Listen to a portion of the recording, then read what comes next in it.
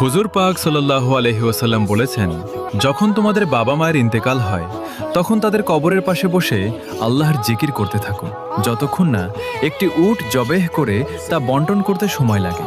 কারণ দাফনের পর মৃত ব্যক্তি এমন ভীষণ দুশ্চিন্তায় থাকে যেমন একজন মানুষ সাগরের ঢেউয়ের মাঝে ডুবে যাওয়ার সময় থাকে। কিন্তু যখন তার সন্তানেরা কবরের পাশে বসে আল্লাহর জিকির ও দোয়া করে, তখন মৃত ব্যক্তি আর চিন্তিত থাকে না, বরং সে অত্যন্ত খুশি হয় এই ভেবে যে তার সন্তান তার হক আদায় করেছে। এই সুন্দর কথাটি এত বেশি শেয়ার করে দিন যেন কেউই এ কথা থেকে অজানা না থাকে। আপনার কি বাবা মা নামক রত্ন বেঁচে আছে?